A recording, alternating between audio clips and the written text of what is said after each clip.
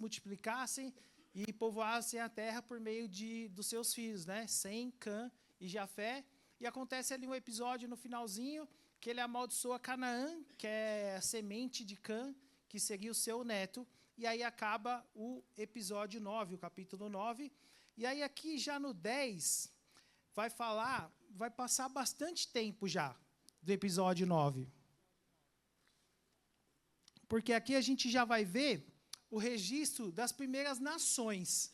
Então, aqueles 3 filhos que saíram da arca, os filhos de Noé, agora multiplicando, gerando filhos e filhas, já estão na fase de nações, de cidades, de estados, de países. Então, é isso que a gente vai ver aqui no capítulo 9. Então, vamos lá. Esse capítulo 10, como tem muita genealogia, vai ter muitos nomes. Então, alguns nomes a gente vai pular, porque eles não são objetos importantes de estudo nesse momento, para a gente ganhar tempo. Hoje a gente vai fazer 2 capítulos curtinhos, mas no Lab a gente vai falar melhor a respeito de todos. Para quem não sabe, o Lab é nosso laboratório de Bíblia, acontece de segundas-feiras, 2 vezes por mês, a segunda e a quarta segunda, e lá nós aprofundamos mais o conhecimento do que a gente estuda aqui embaixo. Aqui a gente estuda bacana, versículo por versículo, mas lá em cima a gente aprofunda muito mais. Para vocês terem ideia, lá a gente ainda está no capítulo 1, porque a gente não consegue sair, porque é muito tema que a gente discute, a gente já viu milhares de coisas e tem sido muito bacana. Então vamos lá. Gênesis 10, verso 1 vai dizer o seguinte: este é o registro da descendência de Sem, Cã e Jafé, filhos de Noé. Os filhos deles nasceram depois do dilúvio. E esses filhos vão dar, vocês vão perceber, conforme a gente relê aqui, que eles foram nomes importantes na origem de algumas regiões, que vai ter o nome desses filhos. Então, eles colocavam o nome de regiões, o nome dos filhos. Estes foram os filhos de Jafé. Aí a gente vem Gomer, Magog. E aí, como vem vários, não vou citar todos, a gente vai pular para o verso 5. Então, a gente vai no 5, e no 5 vai dizer o seguinte: deles procedem os povos marítimos. Então, esses povos aqui dos chamados jafistas, eles desbravaram os mares. Eles foram mais ousados, já produzindo ali os navios, indo para outros continentes, desbravando os mares, e essas nações chegaram mais longe, os jafistas, os quais se separaram em seu território conforme a sua língua, cada um segundo os clãs de suas nações. E aqui já começa uma coisa interessante. Conforme a sua língua. Qual que era a língua falada naquela época? Só existia uma língua, porque aprenderam ali, né, desde Adão, de Eva, isso foi repassando. Mas aqui o texto vai falar que conforme a sua língua. E a gente vai ver o porquê disso daqui a pouquinho. Então, dos jafistas, eu destaquei para vocês aqui no próximo slide algumas nações que procederam dos jafistas, desses filhos de Noé. Então, aí tem a França, Espanha, Alemanha, Grã-Bretanha. Pode ser que você saiba aí de onde vem a sua origem, de quais dos filhos de Noé a sua família descendeu e você também descende. Então, tem esses países aí, tem muito mais, eu coloquei somente os principais. No verso 6, vai dizer o seguinte, aí já vai falar da descendência de Cã. Estes foram os filhos de Cã. Então, vai começar com Cush, Misraim, que Misraim quer dizer Egito, o Alto e Baixo Egito. Por muito tempo teve esse nome, depois virou Egito. E aí a gente vai pular alguns nomes aqui, para a gente ganhar tempo, e vamos lá para o verso 8. E no 8 vai dizer o seguinte: Cush gerou também Nimrod, o primeiro homem poderoso da terra. Uau! Aqui é o cara que teve destaque naquela época, e aqui vai explicar o porquê.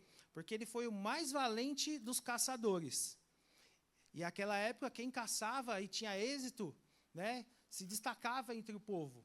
Então, Nimrod foi um cara desses, um valente.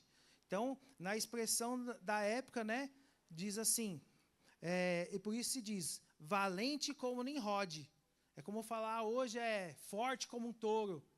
Então, ele era tão conhecido que virou uma expressão, igual falar lindo como o Thiago Achel. É coisa que pega e não tem como a gente se desvencilhar disso. Então, são expressões da época.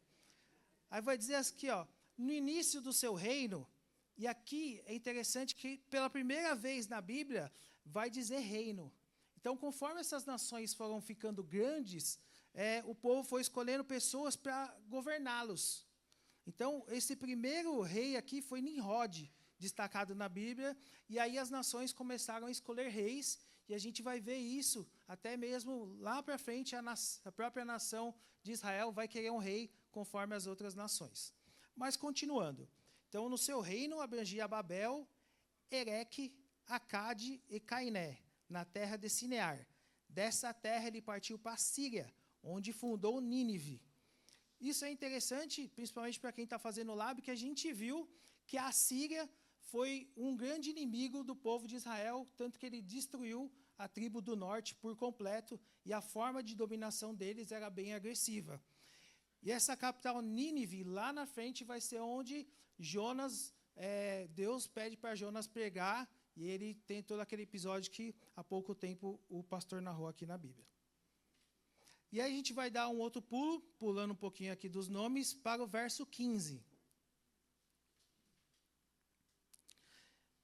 E vai dizer o seguinte: Canaã gerou Sidom, seu filho mais velho, e Et, como também agora vai vir todos os Eus, como também os Jebuseus, os Amorreus, os Girgazeus, os Eveus, os Arqueus, os Sineus, os Arvadeus, os Amoreus e os Amateus.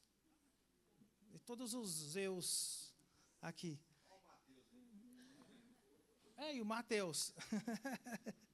É interessante que todos esses Zeus, tirando dois aqui, todos eles vão ocupar a terra prometida a Israel. E todos aqui vão ser inimigos de Israel. E a gente viu no capítulo 9 que essa descendência aqui de Canaã, ela seria inimiga, ela seria amaldiçoada pelo próprio Noé naquele episódio que viu ele peladão lá e zoou, e depois chamou os irmãos, que a gente viu na aula passada. Então, quando chega a promessa a Abraão, que ele ia ter uma terra prometida e que ele ia lá, Deus fala, você vai para uma terra prometida, só tem um probleminha, lá já está ocupada. E ela estava ocupada principalmente pelos Eus, certo? Então, vamos lá. Aí algumas nações que se originaram aqui no próximo slide da origem de Cã. Aqui tem Etiópia, o Egito, Líbia, Palestina. Seguindo, a gente vai continuar aqui no verso 19. Até Sodoma, Gomorra... Não, 20. Vamos no 20. São esses os descendentes de Cã, conforme seus clãs, línguas e seus territórios e nações. Então, a gente já viu duas linhagens, a de Jafé e a de Cã, os jafitas e os camitas, e os países que eles originaram. Então, aqui já se passou, como a gente pode perceber, muito tempo e viraram nações. E a última linhagem que a gente vai ver nesse capítulo aqui, no capítulo 10, é a linhagem de Sem, que é a linhagem escolhida por Deus para todo o trabalho que vai se desenrolar nos próximos capítulos. E Sem é a origem da palavra semita. Então, a gente vê hoje muito falar, principalmente nessas últimas guerras, o antissemitismo, os semitas. Então, o que são semitas? Os descendentes de Sem. Então, vem daqui essa palavra. Ele era irmão mais velho, ou seja, aqui já começa o princípio da primogenitura. Ele, na verdade, é citado depois, mas ele era o mais velho dos irmãos. De Jafé também gerou filhos. Sem foi antepassado de todos os filhos de Éber. E aqui, esse destaque para que fale que eles são... ele é antepassado de todos os filhos de Éber, provavelmente é uma das explicações para que o povo israelita fosse chamado também de hebreu. Então, os descendentes de Éber, os filhos de Éber são os hebreus. Essa é uma das explicações. Tem outras explicações. também que é aquele povo que atravessou o Rio Jordão, mas uma das explicações vem daqui, com os descendentes de Éber.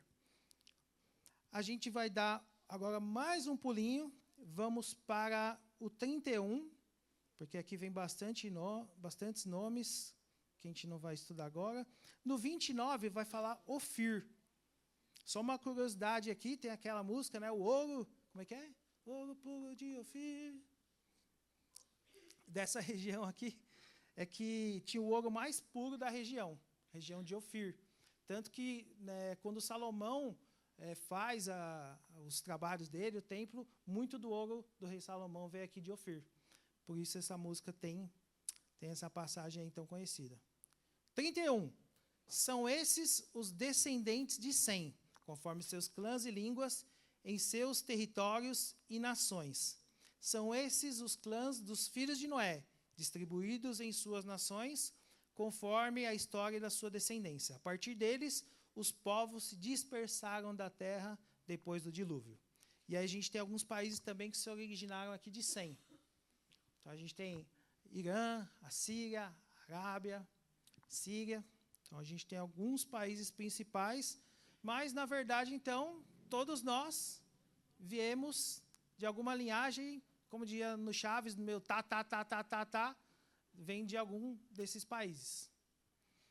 Então, vamos seguir. Acabamos o capítulo 10 e agora vamos para o 11. Tá bom? Estão pegando? Tá muito rápido? Tá bom assim? Então, vamos embora. Vamos para o 11. Então, capítulo 10, a formação das nações pós-dilúvio. E no capítulo 11, a dispersão das nações. Então, essas nações vão ser dispersas. E a gente vai ter algo aqui anacrônico. Porque, eu já falei algumas vezes, o texto bíblico ele foi escrito corrido. Nós que dividimos ele por capítulo, por versículos, e hoje é fácil de achar. Mas na época ele foi escrito por Moisés corrido.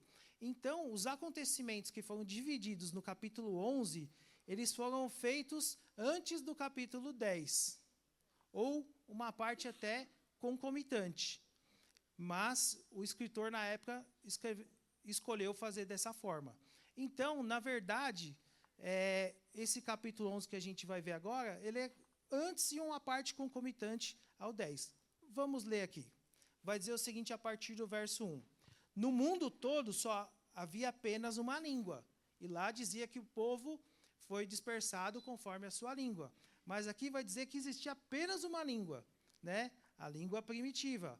Um só modo de falar. Saindo os homens do Oriente, encontraram uma planície em Sinear. E ali se fixaram. E essa planície em Sinear era um lugar bem, como fala, planície, um lugar bem retinho, bom para acampar, bom para morar, ali na Mesopotâmia, envolto de água. Eles falaram, aqui mesmo que a gente vai ficar. E ali se fixaram. Disseram uns aos outros. Aqui então tinha mais gente, e aí tem vários verbos aqui. Vamos fazer tijolos e queimá-los bem. Usavam tijolos em lugar de pedras e piche em vez de argamassa. Então, naquela região, ela não tinha muitas pedras para fazer a construção. Então, esse povo aqui, ele conseguiu, por meio da arquitetura, das escavações, o pessoal conseguiu entender como que eles faziam. Por meio dos tijolos, eles assavam os tijolos, né, colocavam lá altas temperaturas, ficava duro, essa argamassa ou piche, dependendo da versão, brotava da terra e eles começaram a fazer as construções dessa forma. E aí, continuando, depois disseram, vamos construir uma cidade, né, e vamos construir uma torre. Eram duas coisas que eles queriam construir, que alcance os céus.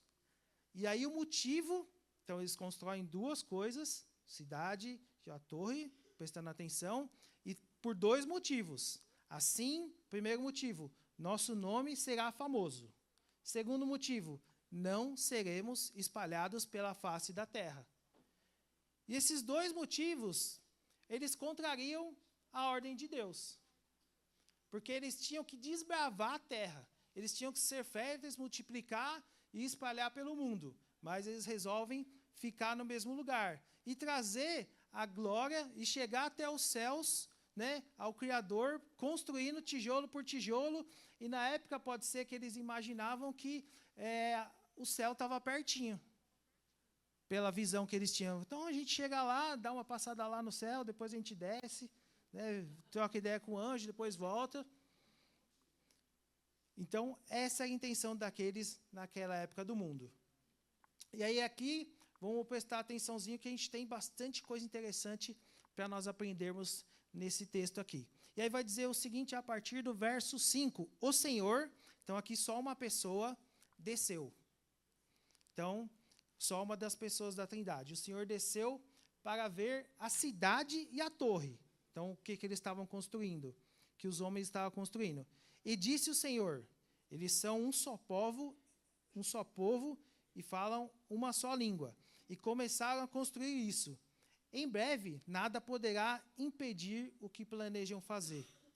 E aqui a gente tem uma coisa bem interessante. Porque não importa a nossa vontade, não importa os nossos intentos, não importa o nosso objetivo, se ele não estiver alinhado dentro do objetivo de Deus, Deus vai interferir para manter o objetivo dele. Então, se o objetivo de Deus era espalhar as nações e o povo estava contrário, aquele plano não podia dar certo. Não tinha o que fazer. Mesmo que eles intentassem em Deus, então, muitas vezes a gente não percebe, mas ele está interferindo na nossa vida. Ele está interferindo na nossa família, nos nossos planos. A gente pode até achar estranho, porque o que a gente quer não está dando certo, a gente insiste naquilo não está dando certo, mas Deus está fazendo aquilo que Ele quer com a nossa vida, se a gente estiver ouvindo a voz dEle. Então, na história da humanidade, por mais que pareça às vezes caótico, Deus está no controle de todas as coisas. E a gente vê que Deus interfere quando Ele quer, de maneira pontual, para manter os seus planos. E aí, aqui vem o plano de Deus. E aí, ali já na conversa da Trindade, porque aqui os verbos vão para o plural, vai dizer, venham, desçamos e confundamos a língua que eles falam. Então, melhor falando, a gente pode imaginar assim, que o Senhor desceu, né, Jesus, e aí ele viu o que estava acontecendo, foi lá, contou para o pai, e o pai falou, isso aí me desagrada, então outra pessoa, o Espírito Santo, foi lá e confundiu as línguas. Mais ou menos eles são todos Deus, mas eles têm papéis diferentes no que funciona, no que tange a Trindade. Confundamos a língua para que não entendam mais uns aos outros. Assim, o Senhor os dispersou por toda a terra e pararam de construir a cidade. Como que eles iam continuar construindo? Um não entendia o outro. O outro falava, me dá um tijolo. Aí o outro, I'm sorry, tijolo. Aí o outro, tem na Shopee. Então, ninguém entendia.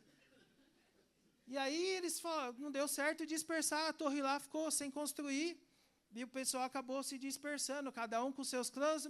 Quem está me entendendo? Você, então vem para cá. E você, tá me... Aí foram indo, e aí o plano de Deus deu certo. Então, as ações humanas vão fazer, vão chegar. Não, Deus falou, não, é nós que vamos fazer, e a minha vontade vai prevalecer. Onde eu parei? 8. Assim o Senhor os dispersou dali por toda a terra e pararam de construir a cidade. Por isso foi chamada de Babel. Essa Babel é o lugar onde é a Babilônia, né? Onde depois vai ser uma grande potência, a Babilônia. E aqui o autor, na palavra hebraica, Babilu, quer dizer o portal dos deuses, uma coisa assim. Só que como Deus causou essa confusão, o autor bíblico colocou Babel, confusão. Então, o Babilu dos seres humanos que tentaram chegar ao céu, na verdade virou Babel. Na verdade virou uma confusão.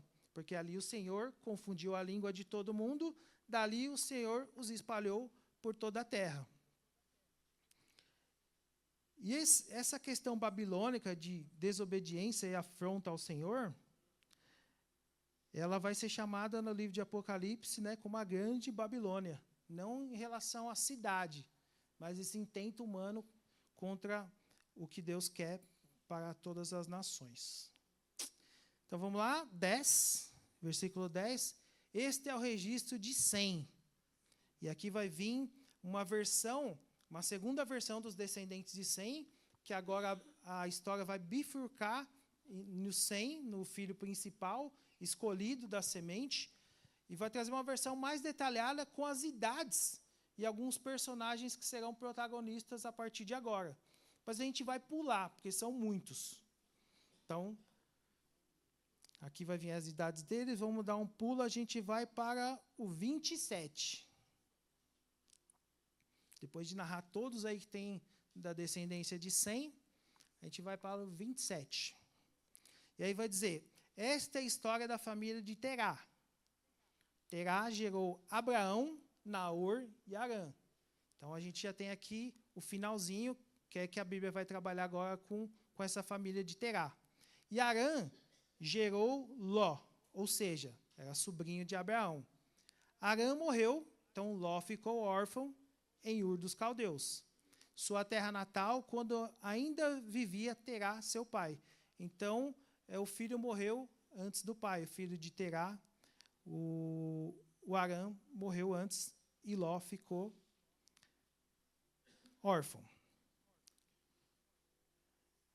29. Tanto Abraão como Naor casaram-se. O nome da mulher de Abraão era Sarai, e o nome da mulher de Naor era Milca. Esta era filha de Harã, pai de Milca e de Iscar. Ora, Sarai era estéril, não tinha filhos. É lógico, né? Se era estéril, não tinha filhos. Mas não tão lógico assim. Porque o autor já coloca isso, porque Deus faz o quê? A estéril mãe de filhos. Então, já é uma provocação para o que virá nos acontecimentos futuros. Terá tomou seu filho Abrão ainda, seu neto Ló, filho de Harã, e sua nora Sarai, mulher de seu filho Abrão, e juntos partiram de Ur dos Caldeus para Canaã. Mas ao chegarem em Harã, estabeleceram-se ali. Terá viveu 205 anos e morreu em Harã.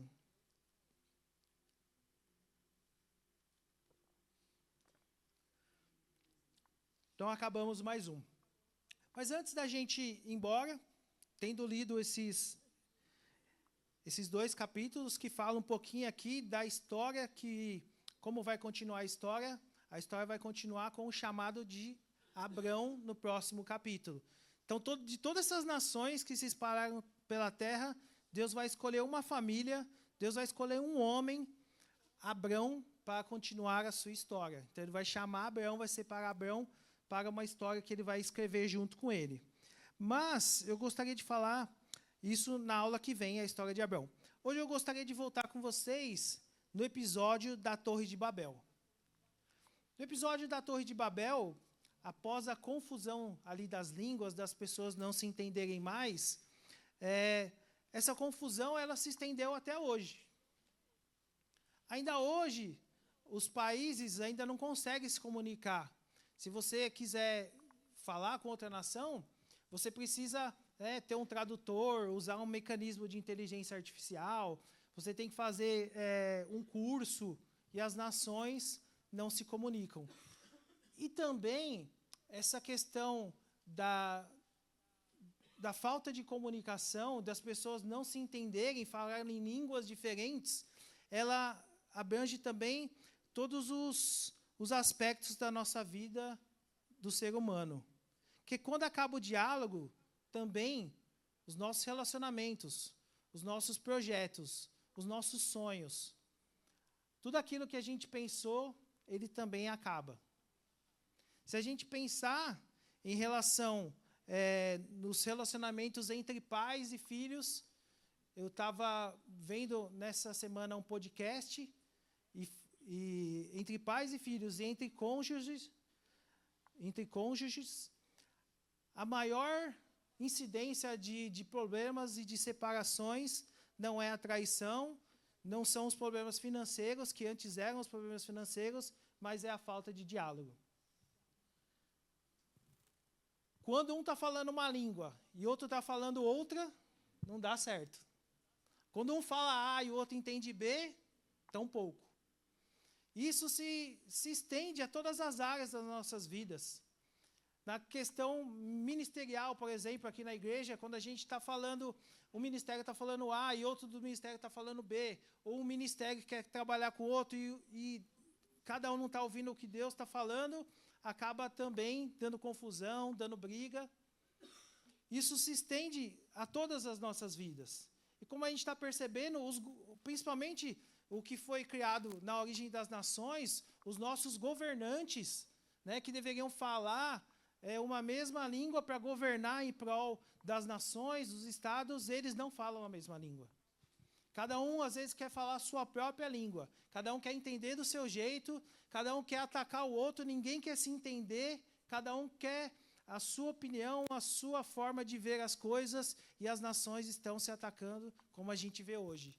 Irã, Israel, Estados Unidos, né, ontem entrou aí na guerra, Ucrânia, Rússia, e desde aquele tempo da confusão da Torre de Babel, os nossos irmãos, assim dizendo, porque todos estamos numa mesma origem, nós estamos em conflito uns com os outros. E a torre, ela representa a forma humana de alcançar o céu. Então, eles imaginavam que naquela época, eles poderiam alcançar o céu pela força humana. E a cidade representa a forma humana de ajuntar os filhos de Deus. E o pensamento babilônico, ele coloca Deus no meio, como um meio. O pensamento babilônico. Ou seja, por meio do que eu quero, de fazer o meu nome, de conseguir algo para mim, eu vou alcançar os céus para chegar até Deus. Então, Deus está no meio para eu conseguir algo, e esse pensamento babilônico permeia a nossa vida e permeia a igreja. Ou seja, eu vou usar uma escada até Deus para conseguir algo que eu quero. Isso está totalmente errado. Eu vou usar a estrutura eclesiástica para alcançar aquilo que eu quero. E Deus não é o nosso meio, Deus é o nosso fim. E não existe uma forma humana, de alcançar a Deus. Não existe uma forma humana de ajuntar novamente os filhos de Deus. Não existe uma forma humana. A única forma de ajuntar os filhos de Deus, e a única forma de chegar até Deus, é se Ele quiser. A gente não consegue subir, Ele tem que descer. E como Ele já desceu. E como Ele vai voltar novamente. E a forma da gente ser salvo e Deus ajuntar o seu povo, diferente de como foi ali na Torre de Babel, é se toda a Trindade que trabalhou para confundir a língua e fazer a dispersão das nações, mesmo sabendo que elas iriam entrar em conflito, está tudo do plano de Deus, aquela mesma Trindade que originou a dispersão e a confusão, se ela novamente intervir no mundo. Vamos ver isso aqui. Começando por Deus Pai. É a vontade dele juntar os seus filhos, conforme diz aqui o texto de Mateus 23, a partir do verso 37. Deus Pai vai dizer o seguinte: Jerusalém, Jerusalém, você que mata os profetas e apedreja os que lhes são enviados. Quantas vezes eu quis reunir os seus filhos como uma galinha reúne os pintinhos debaixo das asas, mas vocês não quiseram. Então, sempre foi a intenção de Deus reunir os seus filhos. Tanto que ele vai e fala com o povo de Israel que o rejeita, e aí abre espaço para nós, os gentios. Mas sempre foi a intenção, é a intenção ainda de Deus Pai, um dia reunir os seus filhos. E para isso ele usa o poder do Espírito Santo, que foi feito na... Eu não coloquei aqui a referência, mas eu acho que aqui no slide está. Vai ser em Atos 2, a partir do verso 4 ou 5, deve estar por ali. Vai dizer o seguinte: Deus e Espírito Santo, todos ficaram cheios do Espírito Santo e começaram a falar noutras línguas, conforme o Espírito os capacitava. Havia em Jerusalém judeus tementes a Deus, vindos de todas as nações do mundo. Então, todas as nações do mundo tinham se ajuntado ali. Ouvindo-se esse som, ajuntou-se, olha aqui, ajuntou-se uma multidão que ficou perplexa, pois cada um os ouvia falar na sua própria língua. Atônitos e maravilhados, eles se perguntaram: acaso não são galileus esses homens que estão falando? Então, como os ouvimos, cada um de nós, em nossa própria língua materna? Olha o poder do Espírito Santo. Quando ajuntou os filhos de Deus, ele reverteu aquilo que ele fez na Torre de Babel. Aquela confusão das línguas, Deus reverteu, ainda que momentaneamente, dando o exemplo de como será no futuro. De como será quando ele voltar. De como será nos céus quando os filhos deles forem arrebatados, forem levados. A gente vai ter que falar uma mesma língua, porque se chegar lá no céu, como que a gente vai falar com o pessoal de outras nações? A língua vai ser novamente restaurada pelo poder da segunda pessoa da Trindade, do Espírito Santo. Aquilo que Deus faz, a confusão de todas as línguas, e que representa também essa falta de diálogo entre nós, essa falta de entendimento, ele vai ser restaurado em Cristo Jesus, por meio do Espírito Santo. E a gente já tem que promover isso agora. Porque quem que ele vai escolher? Quem hoje já dialoga com seu irmão de maneira a não se desentender com ele. Quem já pratica isso, provavelmente vai estar entre os escolhidos. E o poder do Espírito Santo vai reverter isso. A gente vai falar novamente a mesma língua original, a língua dos céus. Amém? Então, esse foi o episódio aqui de Atos 2, onde houve a reversão daquilo que foi perdido lá na Torre de Babel. E aqui já partindo para o final, e a última intervenção da pessoa da Trindade, o Deus Filho, o próprio Jesus. Porque somente com a volta de Cristo, como diz a palavra, governando a partir de Israel, ele vai governar todas as nações que foram espalhadas pelo mundo no relato de Gênesis 10. A gente nunca, de forma humana, a gente nunca vai se entender. De forma humana, as nações vão continuar brigando entre si, mas vai haver um dia, conforme a vontade do Pai, conforme a força do Espírito Santo, conforme o retorno de Jesus Cristo nessa terra, governando a partir de Israel, ele vai governar todas as nações.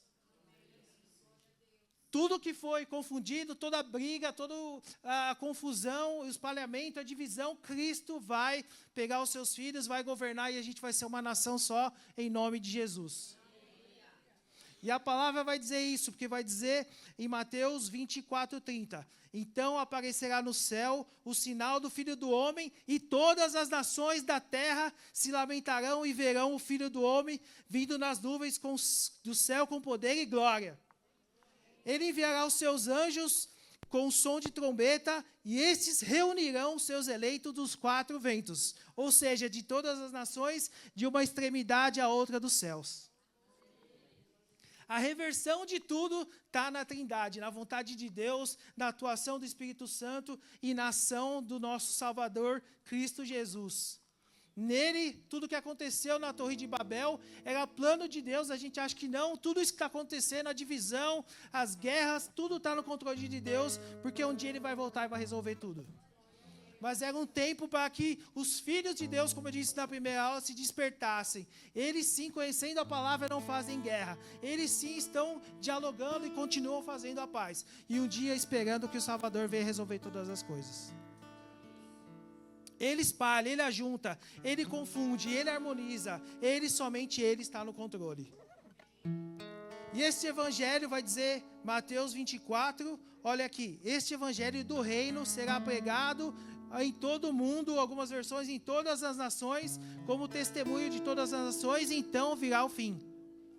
É como se ele falasse assim, gente, meu plano é espalhá-los. Eu quero que vocês povoem a terra, eu fiz para vocês. Mas fica tranquilo que um dia eu vou em cada nação levar a minha palavra e se apresentar e mostrar para vocês aonde vocês estiverem. Se espalhem nações, porque cada nação vai receber a minha visita, vai receber a minha palavra, e aí quando todas receberem, aí virá o fim. espalha. Pode ir, meu filho, vai que eu vou atrás. Todas as nações verão e conhecerão o poder de Deus. E é trabalho nosso fazer isso e a gente tem feito. E como é vontade de Deus, o Evangelho vai chegar em todas as nações? Vai chegar em todas as nações. Não importa o que é ação contrária, não importa o que vier, o Evangelho vai chegar em todas as nações, Cristo vai voltar, vai reinar e vai resolver tudo. Não importa o que façamos e que façam contrário, Deus vai fazer porque está escrito o que Ele quer, é soberano. E a gente só pode pedir o seguinte: quanto mais rápido, Cristo, faz de novo. Faz de novo como era no Éden. Faz de novo como era no princípio. Faz de novo, Senhor Jesus, usando, Pai, toda a trindade, todo o seu poder. Faz de novo, Senhor. Assim como é na terra, assim como é nos céus, que seja na terra, Pai. Faz de novo em nosso meio. Esperamos por isso, Senhor Jesus. Clamamos, sofremos, Pai, as intempéries deste mundo, Pai. Temos visto, Senhor Jesus, o mundo se matando, Pai, se destruindo. Mas esperamos em Ti, Senhor, Pai. Vem e faz de novo, Senhor Jesus. Vem e restaura a terra, Pai. Nos comissiona em todos os lugares. Que o Evangelho chegue logo em todas as nações, para que chegue o fim, Pai. Não queremos mais ficar aqui, queremos o céu. Queremos, Senhor Jesus, não a confusão da Babilônia. Não, Senhor, como meio, mas o fim, o começo e o fim de todas as coisas, Pai. Queremos a Tua presença. Queremos que o Senhor venha restaurar a terra. Que o Senhor faça a nova Canaã conosco, Pai. Em nome de Jesus. Queremos este tempo novo, Pai. Anelamos do fundo do nosso coração, Pai. Não fomos feitos para morrer, tampouco para sofrer desta forma, Senhor.